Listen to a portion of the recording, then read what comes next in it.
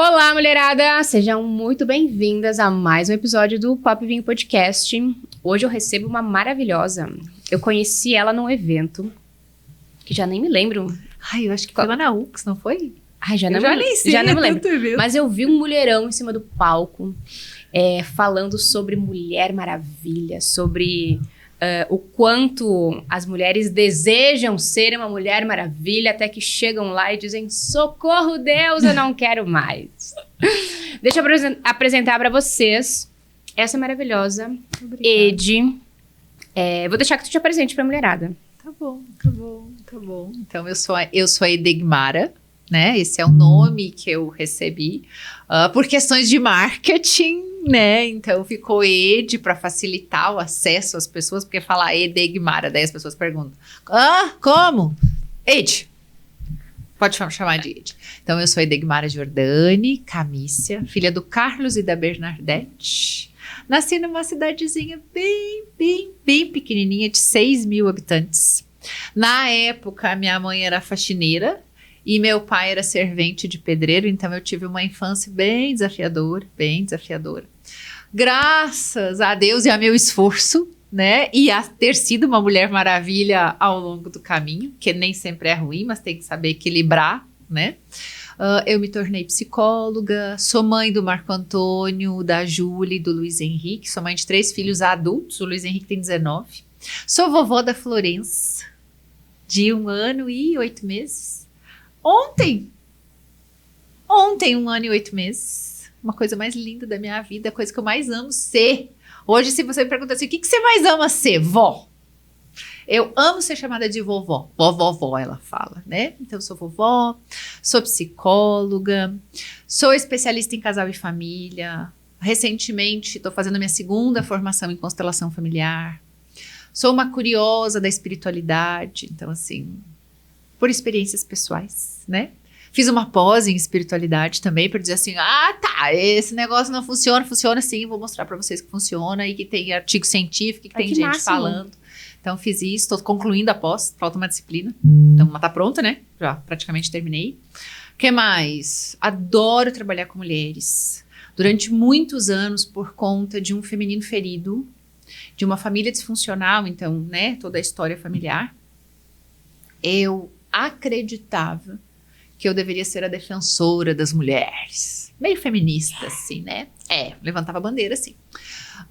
E com o passar do tempo, eu fui entendendo que ser feminino não era isso. E aí meio que fiz uma revolução e entendo que eu sou especialista em relacionamentos, né? Então, hoje, o meu filho nasceu, depois o meu 4º filho, né? Quer dizer, teve muitos projetos, acho que deve ser o 10º filho, então, não é 4º. De todos os projetos que fiz, nasce o Relações Inteligentes. Então, uma forma de se relacionar completamente diferente daquilo que eu cresci e vi sobre relacionamento. Então, brevemente, essa sou eu, uma apaixonada por pessoas. Eu falo assim, você falou ontem, né, de tesão. Eu falei, gente, eu tenho tanto orgasmo, vocês não fazem ideia. Minha vida é orgasmo. Porque eu tenho orgasmos múltiplos fazendo o que eu faço. Eu amo de paixão. Hoje de manhã eu estava lá, né, na minha meditação, na minha oração, dizendo, Deus, como eu sou privilegiada por ser uma pessoa apaixonada pelo que eu faço. Então, além de tudo isso, né, eu amo. Eu falo assim, olha só, eu ainda ganho dinheiro com isso. Eu ainda faço dinheiro com algo que me dá prazer, né? Então, eu sou extremamente satisfeita e realizada. Eu nem queria ser psicóloga, eu queria ser advogada, mas esse é um papo que daí a gente vai ver se desenrola aqui na nossa conversa. Então, eu sou uma psicóloga e eu fui escolhida para ser. Eu não desejava ser psicóloga, eu nem me imaginava no consultório, nem me imaginava atendendo pessoas. Eu queria era fazer treinamento, dar palestra. E me encontrei no cuidado do 1 a 1. Então, essa sou eu. E é muito delicioso, né? É demais. Eu acho muito apaixonante ouvir falar as pessoas que amam o que fazem. Uhum. Existe um brilho que se acende. Isso é prazeroso de ouvir, mas eu tenho também a boa sorte de viver isso, né? Eu, como primeira formação, eu sou fisioterapeuta. E eu sempre fui muito feliz sendo fisioterapeuta.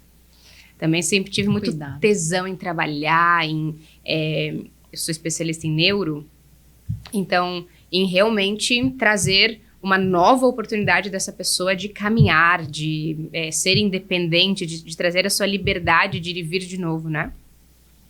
E aí veio a pandemia, enfim, meu filho estava na escolinha, precisei parar de trabalhar enquanto fisioterapeuta, ficar em casa e acabei começando a botar em comércio aquilo que eu já fazia para mim, para os meus, enfim, né? E aí também me apaixonei por todas essas questões de terapia, né? De curas. E aí, olhando para tudo isso, o meu tesão é em trazer a possibilidade de recomeços, de transformações, de poder caminhar de uma forma diferente, né? De poder ser livre para ir e vir, através de si, né? Da sua independência, da sua autonomia.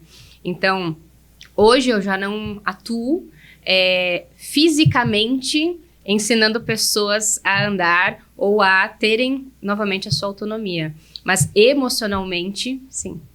É muito legal. E é muito legal. Nossa. Mas a gente tá falando aqui de bico seco, né? Tá. Ai, não. Vamos mudar isso. Muda. Ai. Denilson mandou pra gente um Montserrat. Chique. Chiquíssimo. Aí eu quero. Bocate sempre presente. No Papo e Vinho. No Papo e Vinho, na minha mesa, nos meus finais de semana. E ontem nós degustamos, né? Ai, sim, ontem. Belos vinhos, espumantes e belas companhias. A 10ª edição do Papo e Vinho. Ai, gente, deu água na boca. Maravilhoso. Ao amor, ao que se faz. Aos relacionamentos. Aos relacionamentos também.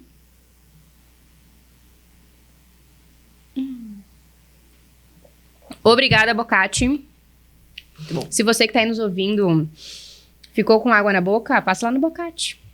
Diga pro Denilson, eu quero os vinhos lá do podcast. 3.000 e quantos rótulos? Ih, não sei. A enóloga falou ontem lá, 3.000 e lá. É muito. Rótulo. É vinho. Muitos. É vinho. Dá pra fazer um tour lá Isso, dentro. Pra quem gosta de vinho, gente, é um pouco...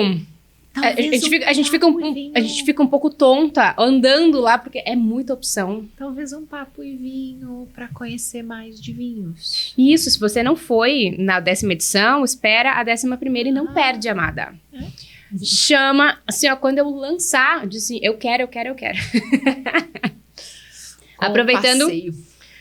Aproveitando para agradecer, então, meus patrocinadores, Ótica Veneza, que estava na 10ª edição, e, na verdade, a Ótica Veneza está junto com o Papo e Vinho, antes do Papo e Vinho ser Papo e Vinho, no projeto piloto.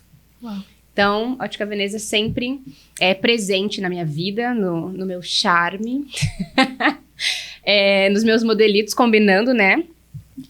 Mas realmente nos meus projetos também. Então, sou eternamente grata, amo demais, uso e abuso, e toda a minha família também. Bocate, como eu já disse, né, sempre na minha mesa, sempre harmonizando as minhas conversas, as minhas recepções, às vezes o meu Netflix, mas é uma delícia. JC Soluções Hidráulicas e Elétricas, Jacir sempre presente. Queima uma lâmpada? Oi, Jacir. Um fio não tá funcionando? Oi, Jacir. O cano furou? Oi, Jacir. Caiu a luz. A luz não, como é que se chama? Chave, a chave, o disjuntor.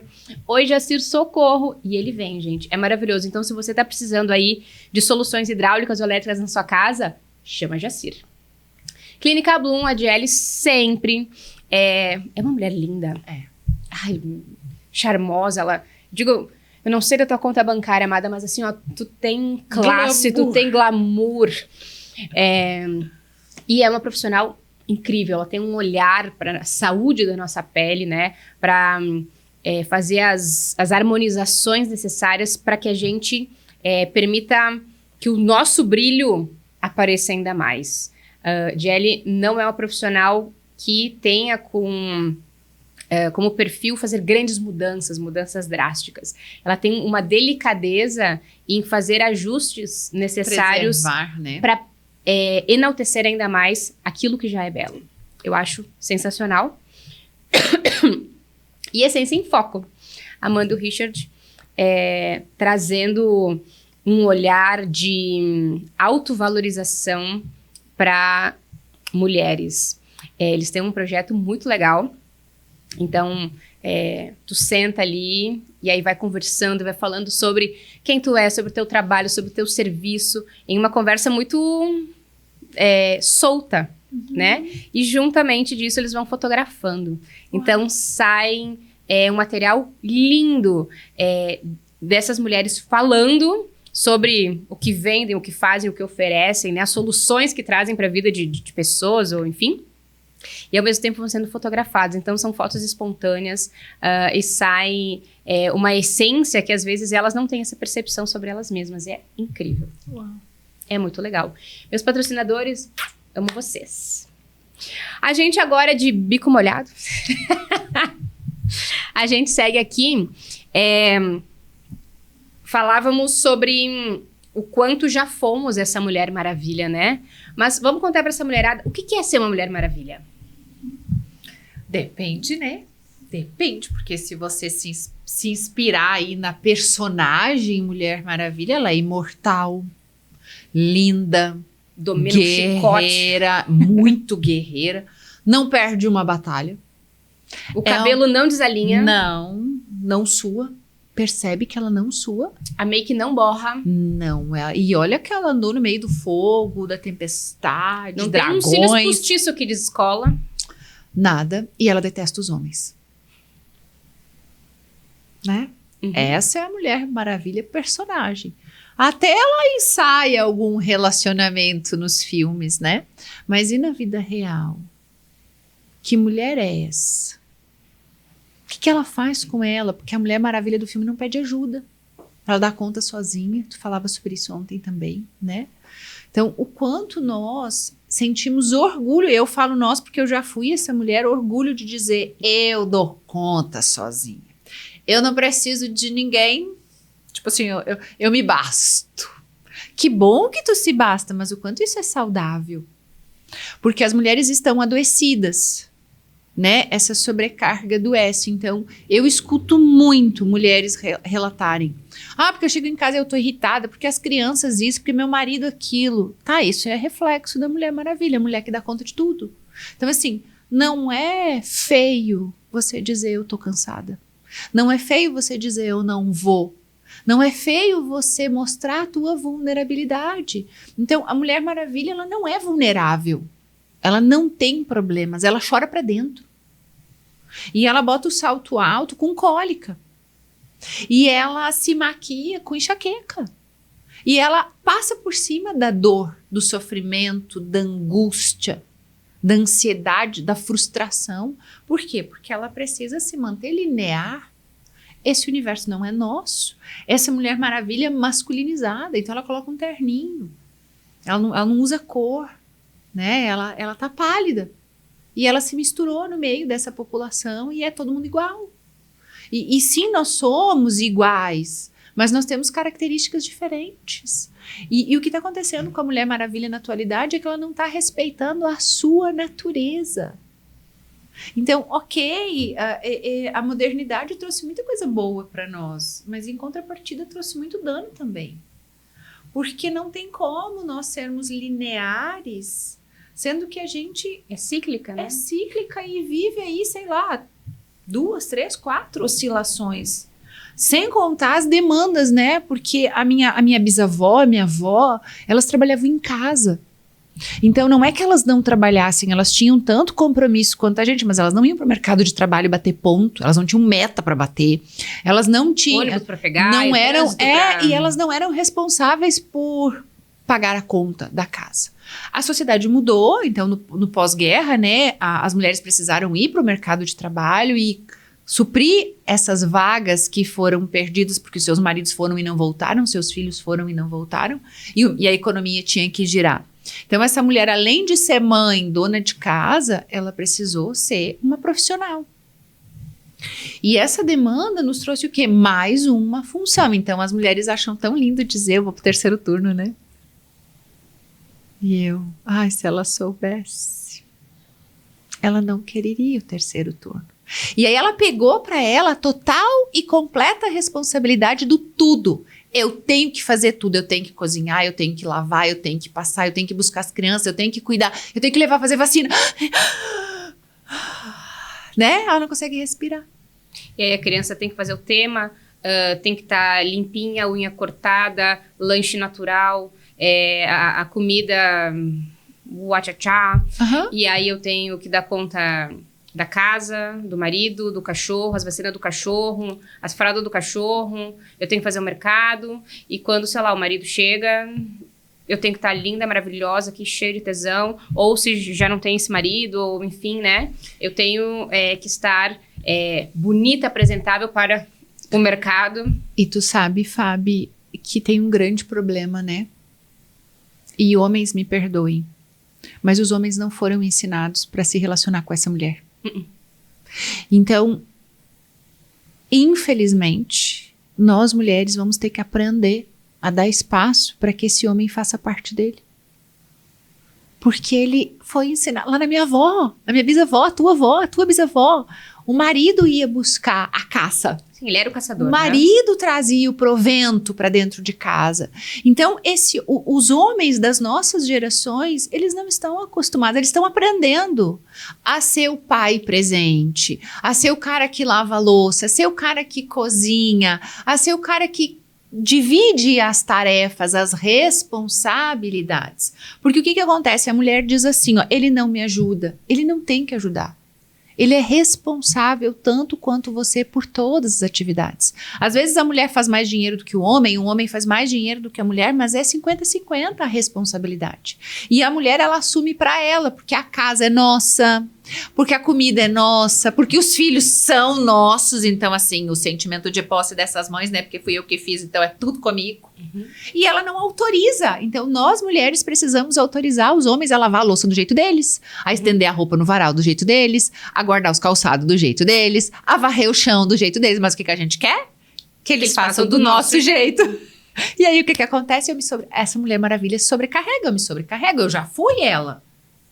E eu achava que ser uma boa esposa, que ser uma boa mulher, era fazer tudo isso. Até o dia que eu escutei de um parceiro, eu não preciso de uma doméstica. Eu preciso de uma mulher. Porque se eu precisar, eu passo a minha camisa e ele não passa. Ele não vai fazer. Olha a arrogância minha de achar que a pessoa que está comigo não é capaz de passar uma camisa. Melhor do que eu ainda. E capaz de se fizer uma faxina fazer melhor do que eu. Mas eu fui educada que a mulher faz. A mulher é que faz. E quando eu fui entendendo, isso como mulher, antes de ser psicóloga, né? Bem antes de ser psicóloga. Quando eu fui entendendo como mulher que eu precisava permitir que a pessoa fizesse do jeito dela, mas que eu precisava dizer, tá pesado para mim, eu não aguento mais, nós precisamos encontrar uma forma de fazer isso aqui funcionar diferente. Quando eu falo para as mães, isso que você faz não é ser mãe, isso que você faz é trabalho de casa. E trabalho de casa pode ser distribuído entre todos, inclusive entre as crianças. Ser mãe é outra coisa. Então, as mulheres e os homens confundem as tarefas de casa com maternidade, com paternidade. São coisas distintas. Então, a mãe está sobrecarregada com as tarefas de casa, não com o filho, mas respinga onde? No filho. E quando eu falo de relações inteligentes, o que eu quero dizer? Que essas mulheres precisam aprender que nós temos múltiplos papéis e que sim, nós precisamos fazer a dança dos pratos.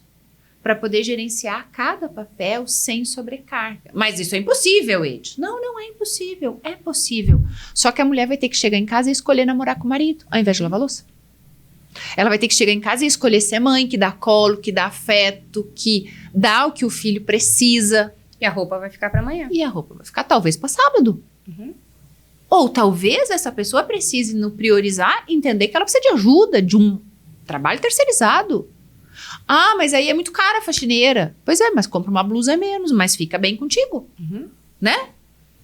São prioridades, escolhas que tu faz. Uma forma de tirar a sobrecarga. Isso é inteligência. Só que você tá olhando pro teu filho que tá em desenvolvimento. Porque aí depois as mães, né, e os pais vêm pra mim dizendo assim, porque meu filho isso, porque minha filha aquilo. Culpa tua.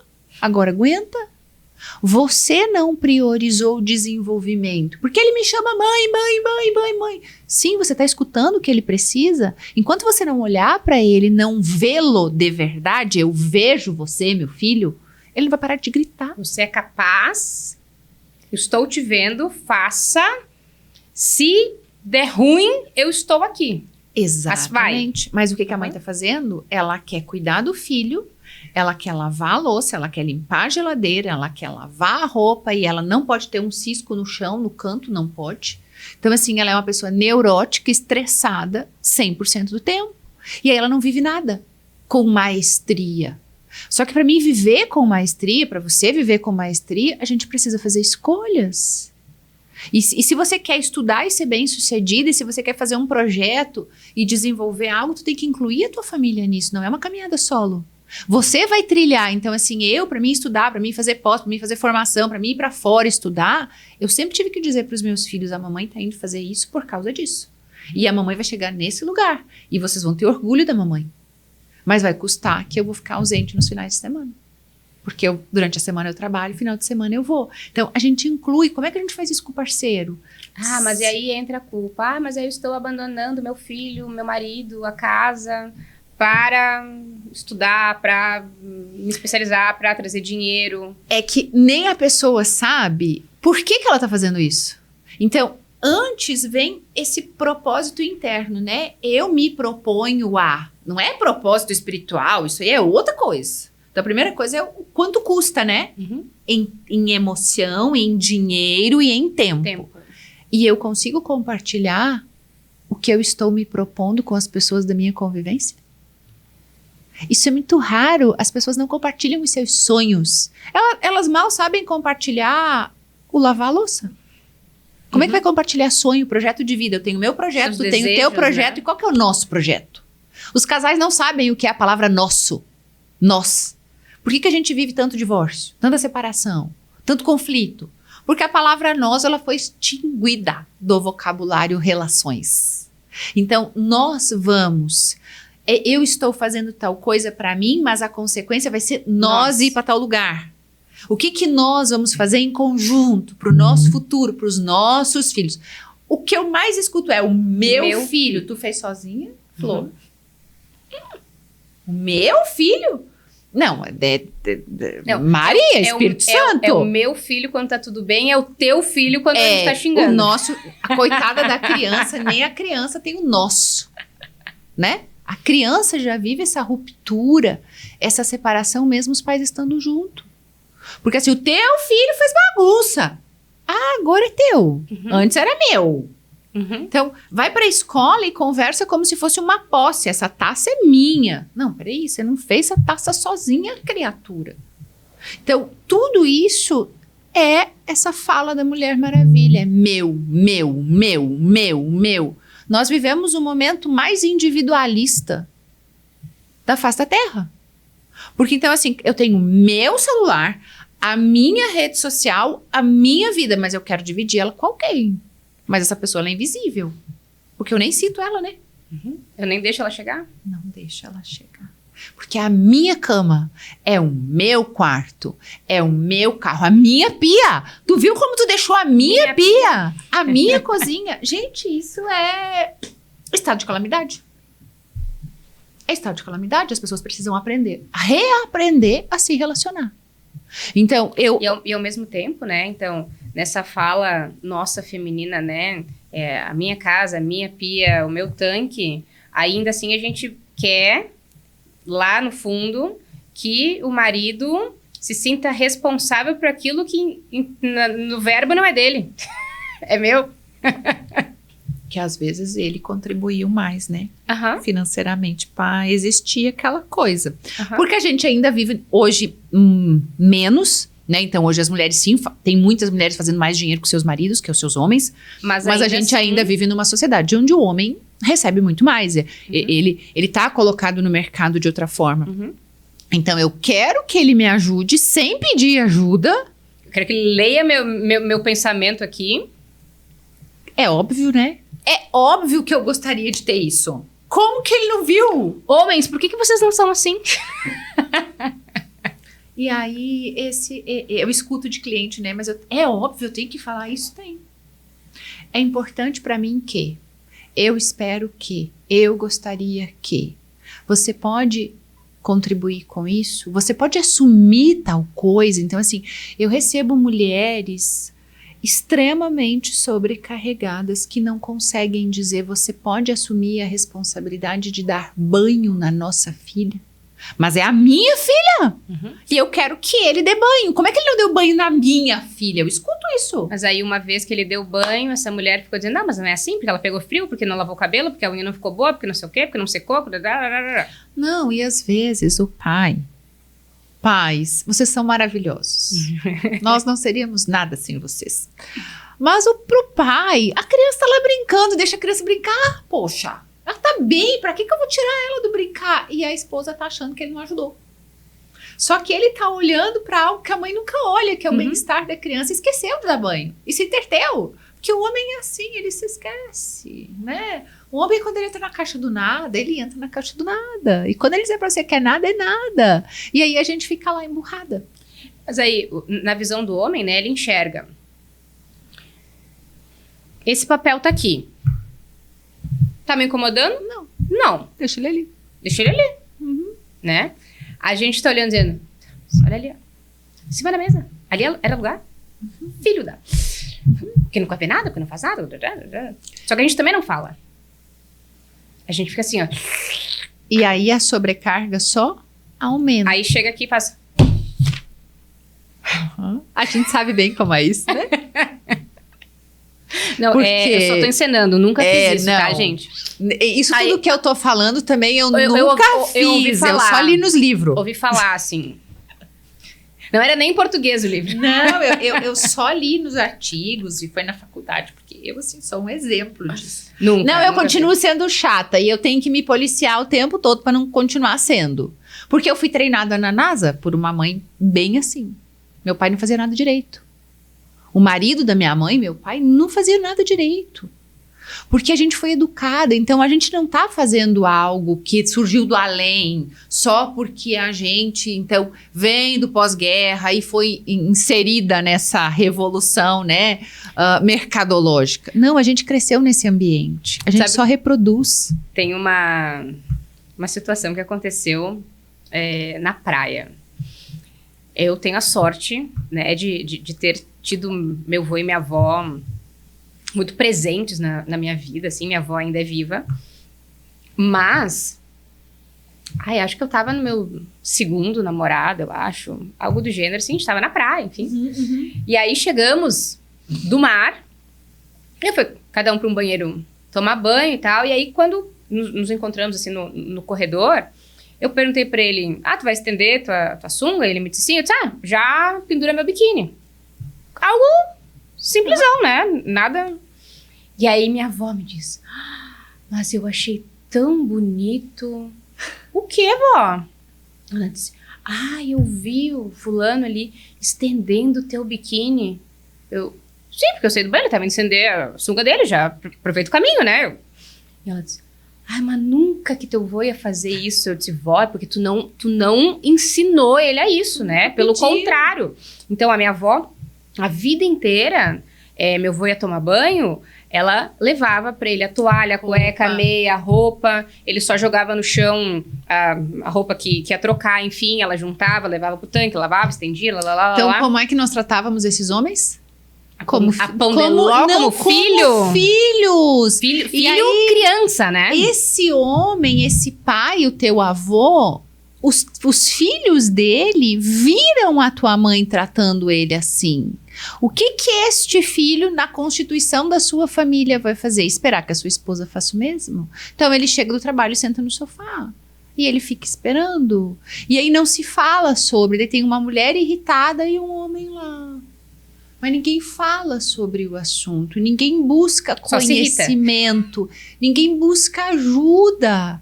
Para dizer, olha só, tem alguma coisa errada acontecendo aqui, tem alguém fazendo muito mais. Porque se a mulher trabalha e o homem trabalha, eles têm responsabilidades iguais, eles têm desgastes iguais. Então, por que a mulher assume o terceiro turno? Porque esse casal não conversou sobre, olha só, eu não dou conta, eu não consigo trabalhar as mesmas 8 horas e 48 que tu trabalha e chegar em casa e lavar, passar, cozinhar, dar banho nas crianças, escovar dente, eu não consigo. E ficar com o cabelo bom ainda. E ficar linda, cheirosa e ter vontade de, né, transar. Fazer vucu-vucu depois, bem quentinha, bem sexy. Não vai rolar, homens. Então, assim, as mulheres precisam aprender a pedir e os homens precisam aprender a olhar. É um aprendizado, e é aprendizado. As pessoas são analfabetas nos seus relacionamentos. Analfabetas emocionais, a gente não foi ensinado para falar, não foi ensinado a sentir, não foi ensinado a se posicionar. E aí tem tanta dor e tanto sofrimento nas relações. E quem sofre? Os nossos filhos. Que vem essa guerra dos sexos dentro de casa. Mesmo quando essa guerra não é uma guerra discutida, gritada. Só a guerra silenciosa que ninguém se fala, ninguém se olha e bufa. Não, e bate uma gaveta. Pelos olhos, assim, sabe? Ai, mas a gente não briga na frente das crianças. Não precisa, né? A criança não é burra. Mas também, aí a criança vai pra escola e morde. A criança vai pra escola e quebra as coisas. A criança vai pra escola e rouba um lápis do coleguinha. Não, mas na minha casa a gente não tem problema. Tudo lindo. Família margarina, né? Não existe. Não existe. Então, olha só o processo educativo que a gente tem que atravessar. E a nossa função é ensinar as mulheres isso. Porque a mulher, ela tá mais envolvida com o emocional. O homem tá preocupado com o mundo lá fora, com a expansão, com trazer dinheiro, com prosperar, com a carreira. Não tá errado. Isso vai gerar um risco de vida pro meu filho? Não. Então tá bem. Tudo certo. Mas a mulher tá buscando mais ajuda. De o homem olhar, né? Se a criança tá aqui sentada na frente da televisão, sei lá, isso gera um risco de vida pra essa criança? Não. Eu tô bem, a criança tá bem. E se ele cair, eu só pego e levanto. Show de bola. Sangrou? Não. Tá respirando? Segue o jogo. A gente pensa, nossa, mas ficar ali na tela vai emburrecer essa criança, vai dar dependência. Enfim... A preocupação da mãe, ela é muito mais sutil aos detalhes. E tá tudo certo, porque nós, seres humanos, precisamos disso, desse acolhimento materno. E nós precisamos também desse olhar despreocupado desse homem, porque senão a gente não vai correr risco nunca. E aí nós viramos aquelas mulheres boca aberta. Né? Então a gente precisa dessas duas forças para poder ir pro mundo e fazer alguma coisa legal com isso. Mas como é que esses dois casados ou essas duas pessoas vão aprender a olhar para isso tudo e entender que nós somos diferentes no nosso funcionamento e que nós, então, que as mulheres procuram mais terapia do que os homens, tá? Então, na proporção 70-30, 80-20, talvez. Então, nós que trabalhamos com mulheres, o que a gente precisa fazer? Trazer isso para elas, explicar que ela vai ter que aprender a usar a sua voz. Ela vai ter que aprender a pedir. Usar a boca. Ela vai ter que aprender a ser... Não só pra, né? Não é só pra beijar, não é só pra comer. É pra falar. Mas aprender a falar. Porque a mulher não sabe pedir. Ela acusa. Ela cobra. Ela é raivosa. Ou se vitimiza. Então, assim, como é que você fala o que você precisa de uma forma doce, bela, carinhosa, no teu lugar? Não, você vai lá, quando você fala ríspida, você tá competindo, e aí o homem, o que acontece? Ele vai vai ser assim, agressividade em escala. É luta de espada aí, né?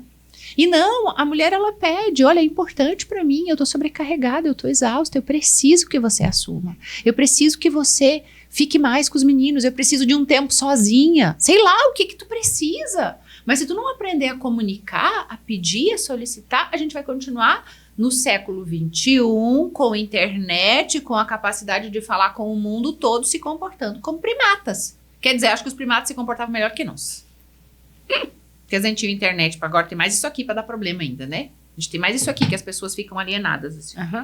Estamos aqui num papo e vinho. Aí eu observo isso, os casais, né? Eles vão jantar, o único momento que eles têm, às vezes durante meses, e eles ficam no celular. Guarda o celular na bolsa, desconecta. Então a gente vive um momento de conexão, que é a internet, mas todo mundo desconectado. Emocionalmente não existe conexão. As pessoas... A gente acaba muitas vezes tendo mais conexão com alguém... De fora da internet, do que quem tá dividindo a taça de vinho contigo. Então a gente vai ter que aprender a se relacionar de novo. Presencialmente. Mesmo que a distância, vamos imaginar, né? Ah, o marido tá viajando. Faz uma chamada de vídeo. Não fala mensagem digitada. Faz uma chamada de vídeo. Toma um vinho junto, conversa. Conversa, toma um vinho, faz uma janta. Ah, mas a distância cria conexão de verdade. Então, as pessoas se afastaram. A gente vê as crianças na tela. Você vai pro restaurante, criança de 2 anos comendo com o celular na mão.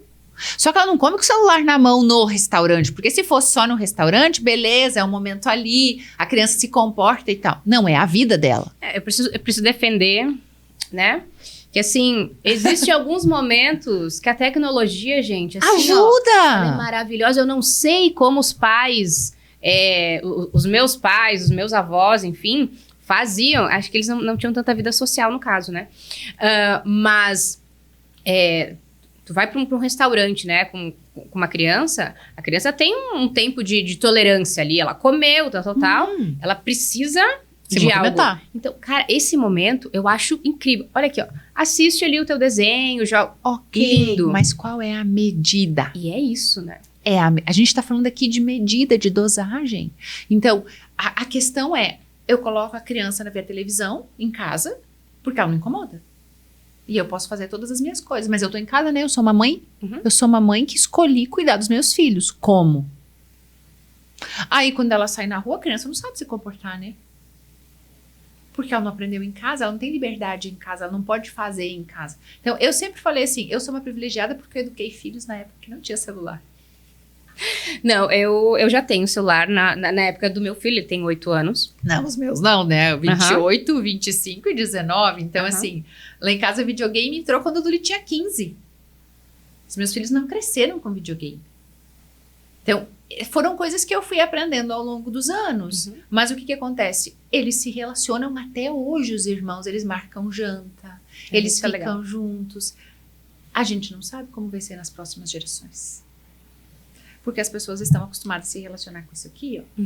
Não é problema, gente, isso aqui não é um problema. Isso aqui é muito bom, trouxe muita coisa boa, mas a gente não sabe usar.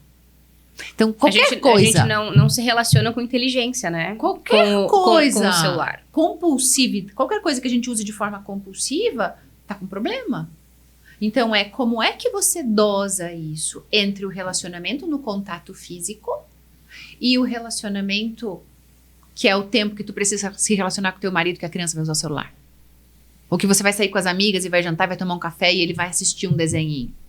A minha neta pede o halo, que ela quer ver o cavalo, né? Então, ok, tá ali um minutinho, toma, a gente vai tomar um café, eu e a minha filha, ok, não tem problema. Mas qual é o tempo de tela que essa criança fica? Se pra você ter paz, a criança vai pra tela, tem alguma coisa errada. Porque criança não tem paz, então não tem filho. Né? E tá tudo bem. A criança precisa de movimento, de atividade, de ação. E o que a gente está falando aqui? Não é certo e errado, é relações. Então a gente está falando de uma mãe sobrecarregada que coloca a criança na tela e a última coisa que ela faz é ser mãe. A gente está falando de uma mulher que quer um casamento lindo e maravilhoso, mas a última coisa que ela é esposa. Ela é uma fazedora de tarefa. Eu falo a tarefeira. Ela executa o casamento, né? Ela executa o maternário, tudo é sobrecarga. Então é mais uma coisa. Por que eu fui ter o segundo filho? É mais uma coisa que eu tenho para fazer agora. Por que eu fui decidir fazer uma pós-graduação se eu não tenho tempo para tomar banho? Gente, é básico, né? É básico. Não tenho tempo pra nada. Porém, o que eu percebo muito, assim, da mulherada que vem aqui, ou, enfim, né, que eu atendo online, é tão óbvio que não é visto, né? E aí, esses tempos, uma me disse... Ai, guria, não sei se eu tenho mais gratidão a ti ou raiva a mim. Eu disse... Peraí que alguma coisa eu tô fazendo de errado aqui. Como assim, raiva a ti? Ela disse... Porque... De tudo isso que tu me disse, é tão óbvio que eu não precisava ter te pago pra isso. Eu sou inteligente o suficiente pra chegar a essas conclusões, entende? Só que eu jamais ia chegar a ela sem que tu me dissesse. É que aí entra esse padrão de relacionamento e de comportamento que a gente carrega. Então, a gente tá falando da tua avó, né? Uhum. A tua avó achou lindo a tua paquerinha ir lá e estender o teu biquíni. Mas não aconteceu com ela. Não, e aí, nesse dia eu não vejo aquilo que eu não sei. Eu disse, vó, mas tu tá em tempo ainda, né? Estão os dois vivos. Bora mudar isso. E ela me respondeu, mas agora é muito tarde. Agora vai dar muito trabalho. Agora não... Já fiz até agora, faço um pouco mais, né? Então, mudar padrões também exige um esforço, né? Porque tu dizer o não, agora vai mudar... Isso também pesa, né? Também tem um preço a ser pago nisso. É que se você falar o que você pensa e o que você precisa, você corre o risco de rejeição e de abandono. E todo mundo tem essa feridinha aí, né? Então, por medo de ser rejeitado, de ser excluído, da pessoa não gostar, dela se ofender, né? Eu não falo. Então, muitas mulheres pensam tudo isso, mas não agem. Por quê? Porque tem medo. Como é que eu vou ficar se eu vou ficar sozinha? Como é que vai ser se ele for embora? E se ele não gostar? E se ele arrumar outra? E se tiver uma mulher mais, né, interessante do que eu? Então, por medo, não se fala. Não se fala. Aí, quando vem para um processo de autoconhecimento, porque consciência é ouro, né? Consciência é ouro, é diamante, é brilhante, é todas essas coisas preciosas. Eu paguei para você me falar isso, mas eu já sabia. Mas você precisava que alguém clareasse isso para você. Porque aí sai do medo. E isso encoraja, né? Isso a pessoa retoma o poder. Eu não gosto muito da palavra empoderamento, porque empoderamento tá bem parecido com a Mulher Maravilha, né? Então eu sou empoderada. Vou lá e faço crossfit, fico mais forte que ele, né? Carrego peso e faço isso, e faço aquilo e viro pneu. Então, não, é poder pessoal. O que a gente faz quando nós mostramos essa consciência para essa pessoa é que ela retome o seu próprio poder. Qual é o meu lugar? O meu lugar na relação, o meu lugar como mãe, o meu lugar como mulher no mundo. Então, como é que você vai inspirar outras mulheres se você é mais máscula do que o teu marido? Então, como é que tu vai transar com o teu marido se tu é mais macho que ele? E a mulher sobrecarregada não sente tesão. Eu tô com um problema hormonal. Acho que é minha autoestima que tá baixa. Não, tu tá sobrecarregada. É muita enxaqueca. É muita enxaqueca. Amados, vocês, homens que estão nos ouvindo, eu vou contar um segredinho. Conta, eu ia falar isso, acho que eu sei o que tu vai dizer. Transar, inclusive, alivia dor de cabeça. É o melhor remédio. É o melhor remédio pra mulher que tá com dor de cabeça. Então, essa desculpa não cola mais na tua casa. Se a sua mulher aí tá lhe dizendo que tá com dor de cabeça, você tem o remédio. Mas a gente precisa ensinar uma coisa pros homens. Que o tesão não acontece na cama. Não, é antes. Homens, assim, isso é ouro, é de mulher pra homem, né? Então, assim, sobre isso. É um recado de quem sabe o que é. Papel e caneta, homens. Como é que uma mulher sente tesão? Não é com o teu corpo, mas é com o elogio das unhas. É com um carinho de manhã, é com um beijinho no rosto, é talvez você arrumar a cama, é talvez você colocar o teu pijama no lugarzinho dobradinho, é talvez tu lembrar ao longo do dia que ela existe, dizer ela lavar a louça e também secar a pia. Tá. Também ajuda. Então, o homem, ele é assim, ele olha pra mulher e ele sente tesão. Nós não. A gente precisa, por isso que é tão desafiador se relacionar com nós. A gente mesmo sabe que é desafiador. Se o teu corpinho estiver maravilhoso, ajuda. Sim, dá um up. Mas é 5%. Mas, exatamente. Desculpa eu te dizer. Não é o ouro do negócio, tá? Tudo bem, não pode andar barbudo, nem peludo e nem com as unhas compridas, que é nojento. É, bem limpinho, por favor. Então assim, né? O corpo, nessa parte a gente é chata. Muito. mas é muito mais de dentro. Uhum. O tesão da mulher brota lá dentro, nessa preocupação, nesse cuidado, nesse acolhimento, nos detalhes. Nós, mulheres, somos alimentadas, a nossa excitação é nos detalhes. Vou contar algo muito pessoal aqui. Conte. Até vou pegar o vinho aqui. Nessa minha fase solteirística, assim, né? Então, tenho conversado com muitas pessoas. Os homens, as conversas, enfim, que mais me chamam a atenção... são homens que me trazem, ou nos seus perfis, ou, enfim, ao longo da conversa,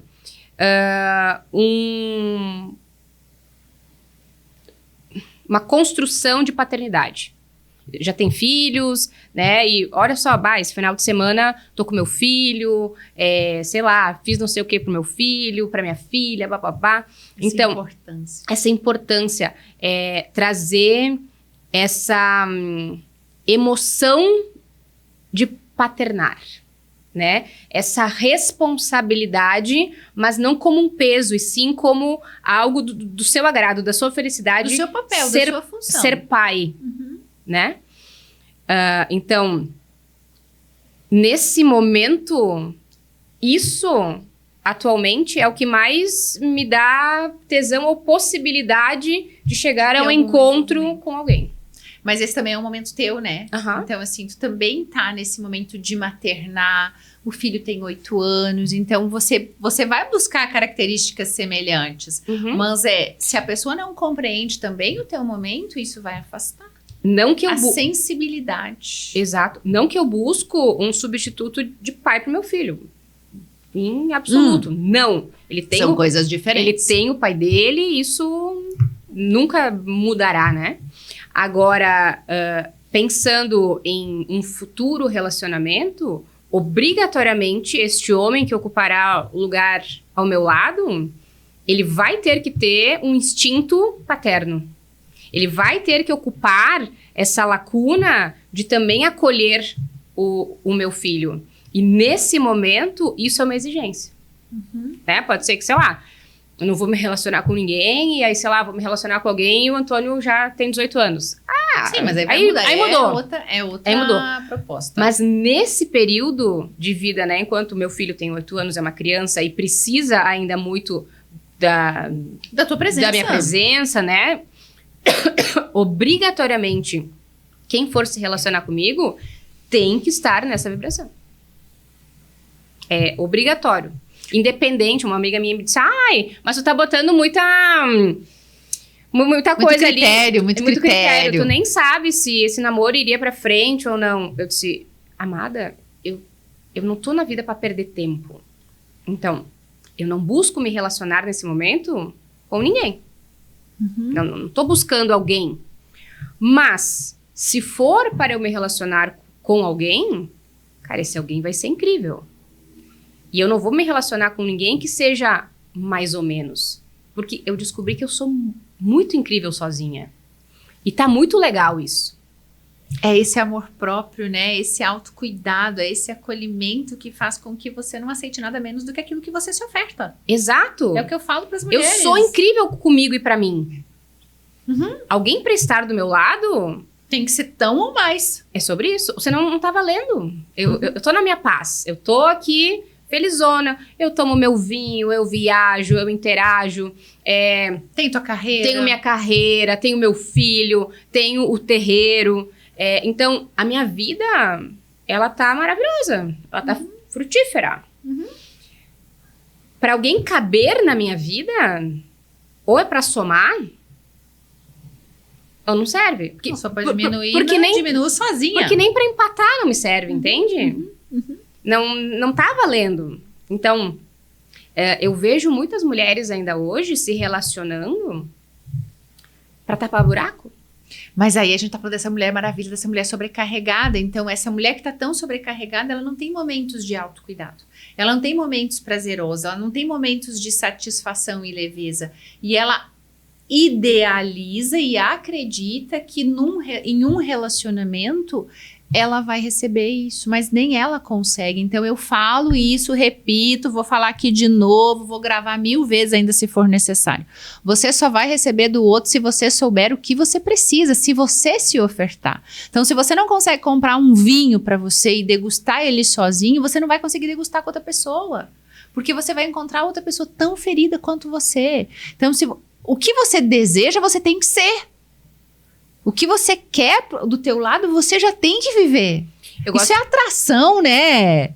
Eu gosto de dizer assim, né? Se tu fosse um perfil no Instagram, tu te seguiria? Né? Tu é atrativa pra tu te seguir? Tu é nutritiva pra tu te seguir? Tu é interessante? Tu soma? Ou não? Porque criticar o outro, os outros, a sociedade, o governo, enfim, é muito fácil. Mas e qual é a tua parte nisso? Quem é você nesse rolê? Tu tá sendo a melhor pessoa pra ti mesmo? Porque se as outras pessoas não... Você tem um caso de amor profundo com você? Exato, você está em um estado de tesão contigo, tu te olha no espelho, tu olha para as construções da tua vida, né, pro teu dia a dia e diz... Bah, eu fiz isso mesmo. Yes, eu sou foda. Eu sou foda, cara. É todo dia que a gente tá assim. E não tem a ver com egoísmo. Não, tem alguns dias que a gente tá. Hoje eu tô meio. A gente é cíclica, não é? Sim. Mas dentro de um mês, o número de dias que tu está te amando, te admirando, tem que ser maior do que os dias que tu tá murcha.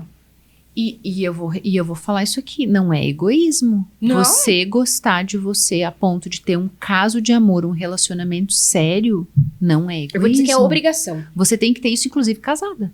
Porque senão você relaxa. E daí as pelancas vêm. É verdade. E daí você mal escova os dentes e fica com os cabelos desgrunhados. E quer que o cara te ache bonita e te elogie. Não vai rolar. Sabe aquele pijamão, velho, que era dele ainda, furado? Bota fora. Calcinha dispensada. Não dá nem pra botar pra fazer pano de chão. E tá tudo bem se um dia, ao longo dos 30 dias, tu ficar de pijama. Mas que seja um pijama bonito, bem lavado e bem cheiroso. Não pode ter cheio de bolinha, furinho, não, né? Porque tá tudo bem você ficar de pijama. Nosso inverno até requer. Gente, eu adoro pijama e um chambre de plush. Eu sou a louca dos óculos e do pijama. Mas, né? Meu pijama. Creme, perfume, pelo amor de Deus. Não Banho precisa tomadinho. maquiagem, nada disso, mas um glossinho que dá um glow. Um hidratante no rosto. Né? Então, assim, um cheirinho da cama. Isso é feminino. Mas você tá querendo saber quem é melhor nessa casa. Não vai rolar. Então, a gente tava falando de tesão, né? Construa também um ambiente onde o outro também sinta tesão por você. Porque a gente acha, nós mulheres, é uma tendência, né? Ele tem que sentir atração por mim. E o que você faz para ser atração para ele? O que você tá fazendo? Porque é uma troca. É uma troca. Tu falou ontem de troca justa, né? Tem que ser uma troca justa. Não é 50-50. Às vezes vai ser 60-30. Às vezes vai ser 30-20. Porque a energia ali, o cansaço, o trabalho. Mas tem que dar e receber. Tem que ter essa moeda de troca, porque senão o cara cansa. O cara cansa. Você também cansa, a mulher também cansa. Porque senão a gente fica num papo só da mulher, né? Só a mulher, mas porque a mulher... Nós também temos nossas partes, não, né? A gente precisa falar que o homem também tem necessidades. E será que a gente consegue olhar para as necessidades deles ou a gente tá só olhando para as nossas?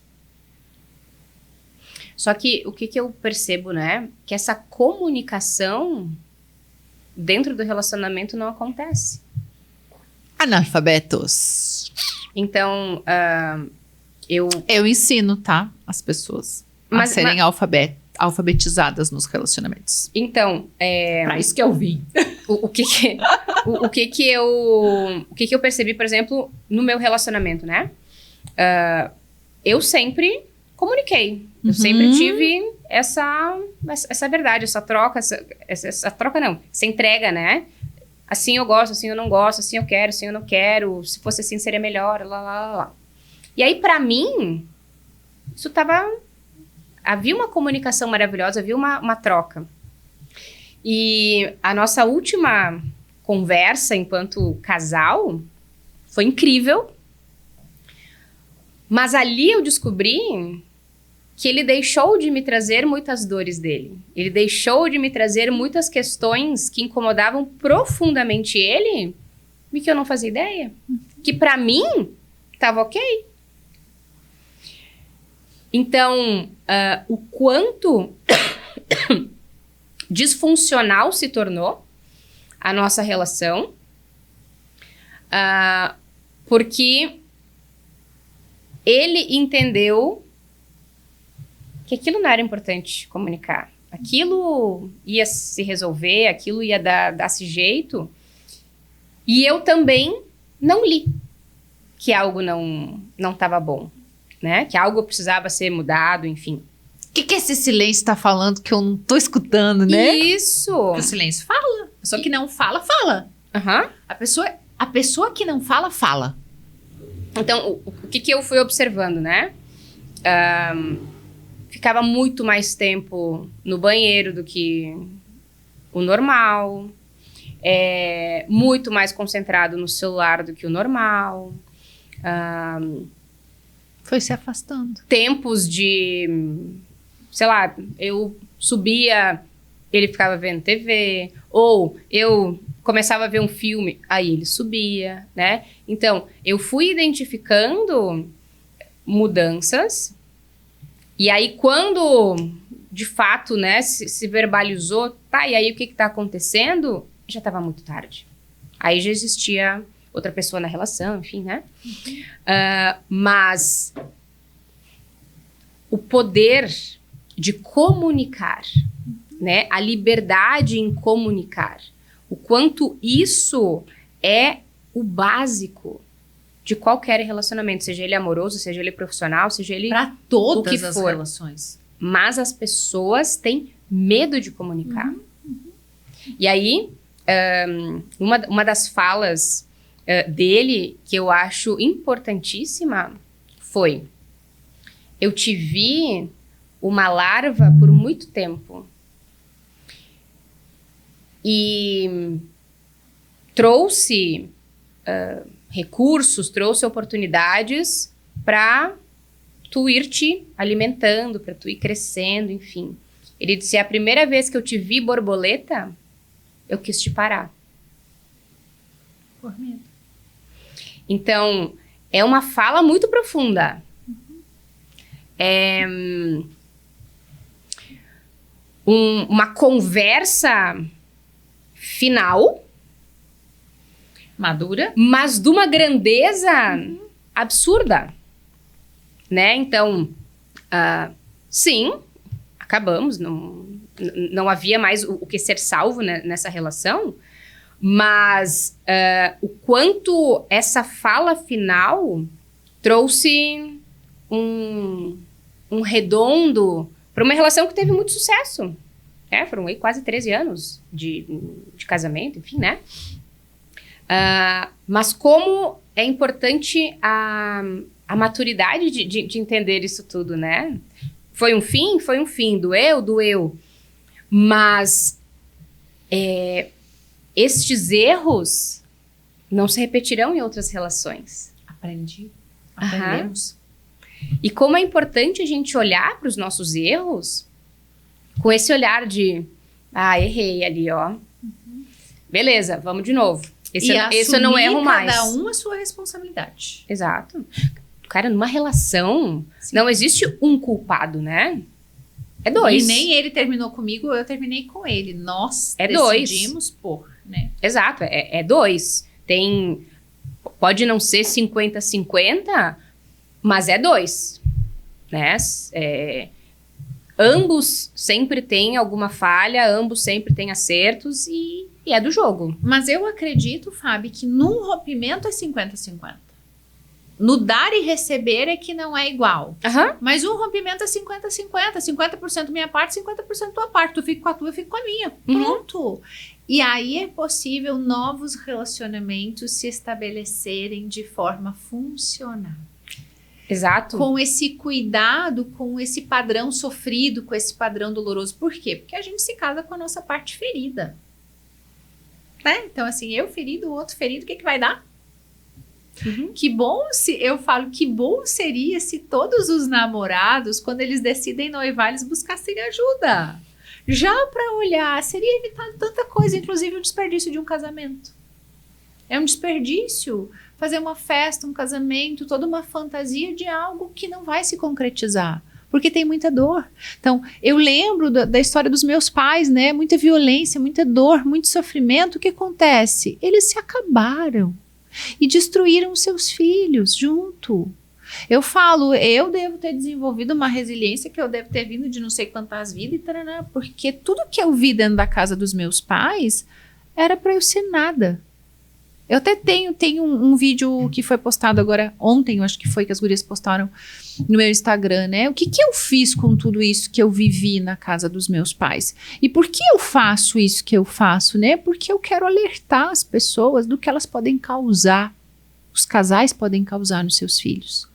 Então, se eu puder transformar uma família, um olhar, porque ser família não é estar juntos na mesma casa. Ser família é ter respeito, é ter amorosidade, é ter cumplicidade, estar juntos é danoso para os nossos filhos, então a gente escolhe se afastar, mas para o bem-estar deles, para que eles possam se desenvolver olhando para os pais de outra forma. Então, se todos os casais conseguissem se acolher e se conhecer antes de morar na mesma casa, nós não precisaria mais ter psicólogo. Sabe que eu tenho... Não precisaria mais, porque a gente ia resolver os traumas das pessoas. Eu tenho um amigo que ele namorou muitos anos uma menina, sei lá, estavam uns 7 anos juntos, assim. E, gente, era um casal fofo, lindo, entendeu? Sempre harmonioso, felizes, enfim. E aí, um belo dia, terminaram, assim, né? E foi meu Deus! Eu já tava quase comprando vestido pra esse casamento. Como assim, né? E aí, eu disse, o que aconteceu, né? E ele me disse, então, a gente tava lá na casa da minha mãe, churrasco de domingo e tal, enfim, já na sobremesa, e minha mãe perguntou, que a mãe dele também é psicóloga, né? E aí ela lançou a pergunta gatilho. Quais são os planos para vocês se casarem? Vocês já pensaram como é que vai ser a vida de vocês casados, enfim? E eles foram para casa com essa pergunta, com esse gatilho de mãe. E aí, sei lá, semana depois, sei lá, enfim, né? Acho que levaram um tempo para processar cada um as suas convicções sobre o assunto. E conversando, ambos disseram, eu gosto muito de te namorar, mas eu não me vejo casado contigo. Eu também não me vejo casada contigo.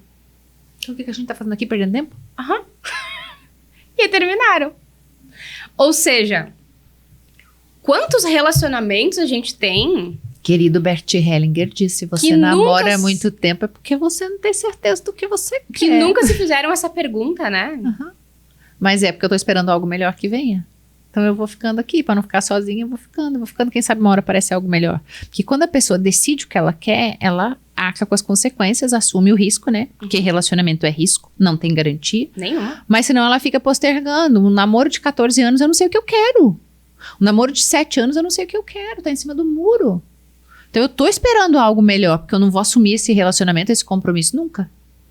Então Bert Hellinger dizia isso, né? Se você tá esperando muito, muito, é porque você não sabe o que você quer. Você tá buscando algo melhor. Então eu não vou casar nunca. Vou empurrar com a barriga. Uhum. Uma hora surge algo melhor. Então é isso, os casais precisam escolher o que eles querem, se assumir e pagar o preço. Porque tem um custo alto o relacionamento. Muito. Tu se relaciona durante muitos anos, eu também. Então assim, qual é o preço? Bom, o preço é o risco de dar muito certo, mas de ter problemas no meio do caminho. Se tiver problemas, vamos lidar com os problemas. Pode ser que eles sejam solucionáveis, pode ser que não. Pode ser que a solução seja o fim. Uhum. Mas é olhar para isso. Mas às vezes é uma solução. É uma solução, olhar para isso. Então, as pessoas precisam se colocar à disposição de se relacionar, sabendo que tem custo, que não vem pronto, que relacionamento é uma construção. A dois. E se relacionar de uma forma inteligente é algo que só mentes adultas conseguem, né? Então, Quantas crianças, né, mentes infantis... Crianças de 50 anos. Isso, tentando se relacionar.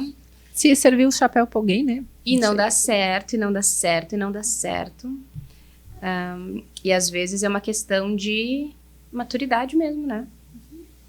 E não uma maturidade em idade, né? E sim Não é cronológica, não é? Tem muitos adultos super inteligentes, profissionais bem-sucedidos emocionalmente com 5 anos.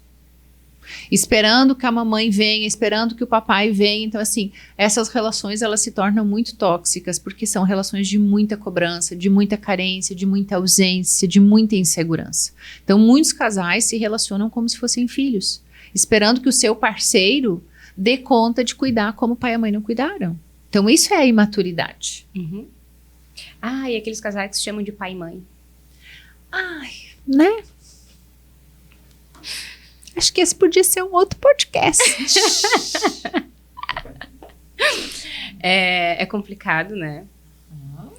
É que relacionamentos, tu viu? A gente vai expor. Nós começamos falando de mulheres maravilhas, mas o impacto disso nas relações dela, com a relação com ela mesma. Isso. Então, tudo isso vai sendo uma escalada a partir de como eu me relaciono comigo, como eu vejo o mundo, como eu vivo, como eu me sinto, o que eu quero, o que eu desejo, as verdades, os valores, as minhas experiências de vida, porque sim, nós somos as nossas experiências de vida, mas e nós vivemos isso até a gente saber, eu sou muito mais do que eu vivi, a minha experiência, né? Então eu, Ed, sou muito mais do que as experiências traumáticas que eu tive, mas o que eu faço com isso? O que tu fez com isso, né? Qual foi o aprendizado sobre elas? E tem gente que se vitimiza pro resto da vida.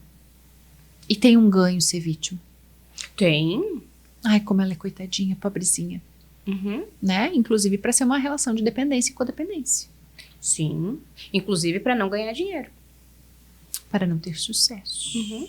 Autonomia. Isso. É que só adultos fazem dinheiro.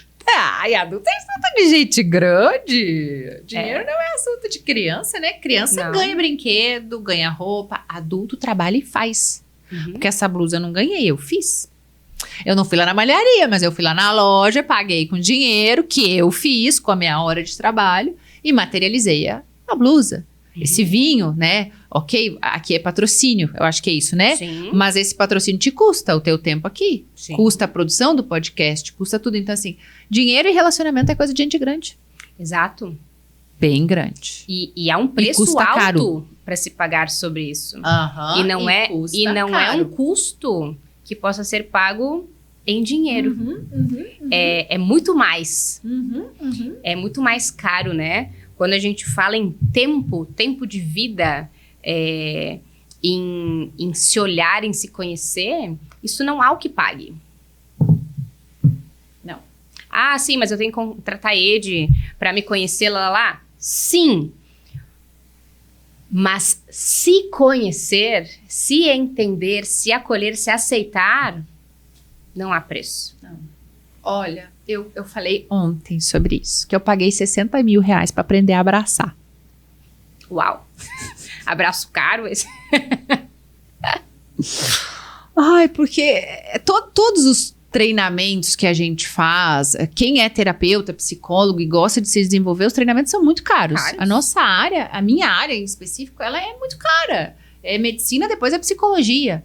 Então, assim, qualquer coisa que eu vou fazer, a gente não fala menos de 25, 30 mil. Então, eu investi 60 mil. Tu não sai de casa. 60 mil foi o treinamento, fora as passagens aéreas, os hotéis, o meu processo, então, que eu tinha que pagar um outro profissional para poder exercer. E aí, quando eu escutei, a gente precisa aprender a sentir, aprender a abraçar. E eu não sei abraçar. E eu descobri que eu não sabia.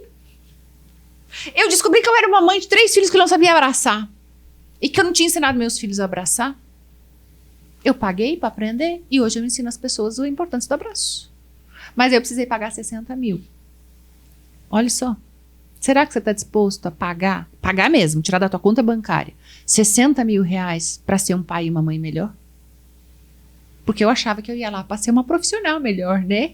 Mas na verdade quem ganhou foi meus filhos. E as pessoas que se relacionam comigo ganharam uma Ed muito mais afetiva, muito mais feminina, muito mais doce. Mas você vai pagar? Porque nada na nossa vida adulta vem de graça. Vem de graça. Pra olhar pra mim, eu precisei raspar meu cabelo. Eu nem sabia que eu ia raspar o cabelo e que eu ia viver toda a transformação que eu vivi, eu né? Eu também. Mas assim, raspar o cabelo, vocês não precisam raspar. Vocês só podem vir fazer com a gente, isso, né? O processo que a gente já sai mais barato, entendeu? Raspar ensina, não precisa. A gente ensina o que acontece, né? Mas eu precisei raspar o cabelo pra me ver. Quando eu raspei o meu cabelo, eu falei, gente, eu sou muito mais do que esses cabelão ruivo. É só um cabelo, né? Tipo, sem contar tudo que a gente escuta, né? Aham. Aí pode ser também um outro podcast, só pra falar de raspar os cabelos. Mas quanto custa para que a gente possa se ver, se conhecer, se sentir, se perceber? A importância da nossa função no mundo. Eu não sou mais uma pessoa. Eu sou uma pessoa. Sou a pessoa, né? Então assim, mas onde é que eu descobri isso? Quem ensina? Porque na minha casa eu saí destroçada. Eu saí destroçada com um filho na barriga. Porque meus pais tinham acabado de se separar. Numa separação, meu pai andava com uma garrafa um negócio de gasolina ao redor da casa, dizendo que ia botar fogo na casa, sabe? Então assim, a gente viveu coisas aterrorizantes. Eu resolvi a relação com meu pai, tá tudo certo. Hoje a gente tem uma relação boa. Não é maravilhosa, porque não tinha vínculo, né? Mas a gente tá construindo esse laço. E eu saí destroçada e eu fui ser mãe. Pensa, que perigo! Que é você ser mãe, saindo de um divórcio com violência, com medida protetiva, com distanciamento. Então, eu lia. Na época só tinha a revista Crescer, eu acho que era. Tinha. Né? Uhum. A gente tá falando de 28 anos, gente. Bem novinha ela. E eu dizia, eu não posso fazer isso com os meus filhos, eu tenho que encontrar um jeito. E aí eu faço terapia há 25 anos, que é a idade da Júlia, minha filha do meio. 25 anos que eu faço terapia, que eu estudo, que eu leio, tipo assim, mas ela ainda estudou, fez faculdade, ela ainda faz terapia. Faz terapia, paga 60 mil pra aprender a abraçar. É bem paga 30 mil pra aprender não sei o quê, paga 25 mil pra outra coisa, paga 10 mil. Não parei nunca mais. Porque eu descobri que eu posso tanta coisa, só me conhecendo. Uhum. Só me conhecendo. Então, não se economize, né? Em se descobrir melhor. E tu sabe que agora eu tô falando em investir dinheiro, né? Eu pensando aqui com os meus botões, cara, ultimamente o que eu tenho investido em dinheiro, mas eu tô num momento da vida que eu não tô investindo dinheiro pensando em ofertar. Nesse momento, eu tô investindo dinheiro pra mim. Tu lembra que a Carla Pérez, ela fez seguro da bunda? Nós duas tá valendo do cérebro. Sobre isso? Eu sempre falo, gente, esse cérebro aqui tá valendo uns milhões já. Mais? Eu acho que dá pra fazer, né? Dá. Se ela fez da bunda... Alô, Brenda Seguros! Meu pai é corretor. Será que dá pra fazer um seguro aqui do cérebro? Dos nossos... né? Dos miolos? Porque tem coisa aqui dentro. Tem. Mas como é prazeroso esse processo, sabe? Então, da raspagem do cabelo, se descobrir... Né? Não importa qual seja o processo, se é dentro do espiritual, se é dentro do psíquico, não importa, né?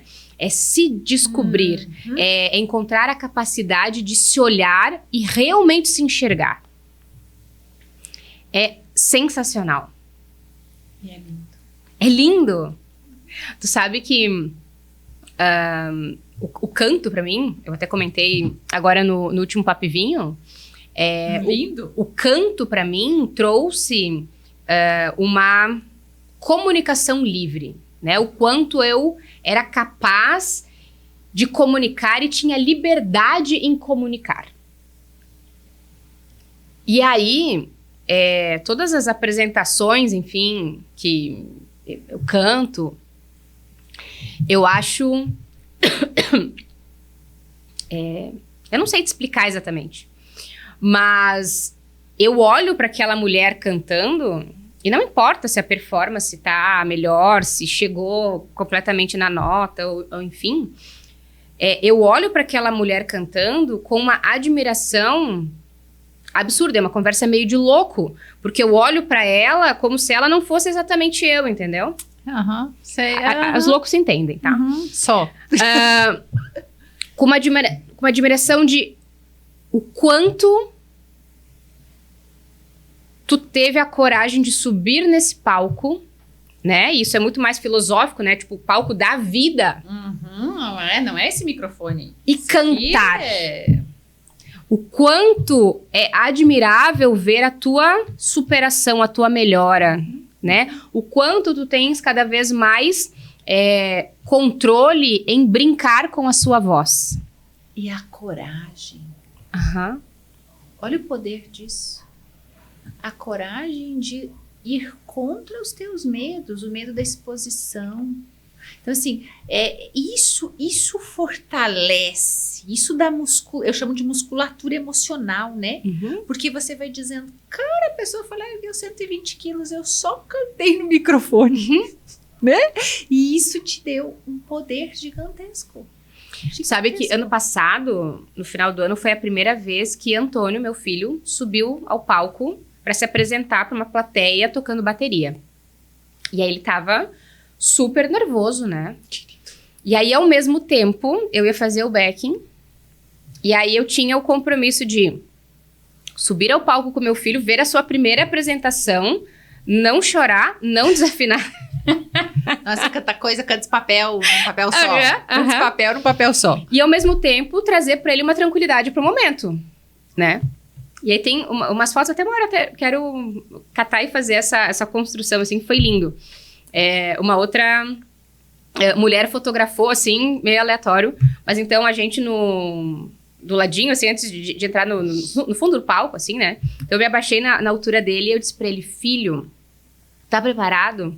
E ele me disse, não, mãe, eu tô com medo. A minha barriga tá estranha. Querido. E eu disse, filho, eu vou te contar um segredo. A barriga de todo mundo aqui tá estranha. Porque toda vez que a gente sobe no palco, parece umas borboletinhas, assim, na nossa barriga. Isso é muito legal. E ele, não tá me parecendo legal. E eu disse, sabe por quê, filho? Porque cada vez que a gente sobe ao palco, a gente tá subindo em uma versão diferente. Então, não importa o quanto a gente treinou, o quanto a gente ensaiou, a gente não sabe exatamente o que vai acontecer naquele palco. É sempre uma surpresa. Isso é o que dá essa borboletinha na barriga. Isso é divertidíssimo. Então, aprende a te divertir com essas borboletas na barriga, porque ao longo da vida elas vão aparecer em muitas situações diferentes. Aí ele disse, a gente vai arrasar? Eu disse, a gente vai arrasar muito, né? A gente vai arrasar muito.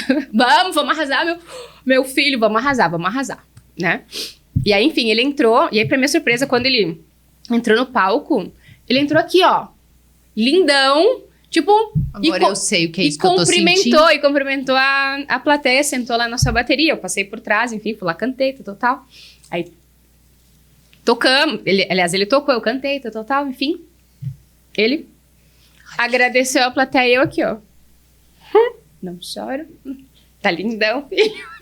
E as borboletas estão aí. E aí, nos encontramos, né, depois no fundo do palco de novo, e ele disse, mãe, foi muito divertido. E aí, qual é a grande sacada? Eu levei 34 anos pra me permitir ter coragem de subir no palco. E é uma sensação incrível. Um misto de emoções e sensações. Antônio teve essa experiência aos 8 anos.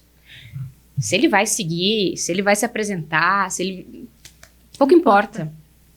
Agora, essa sensação de tu estar sendo visto.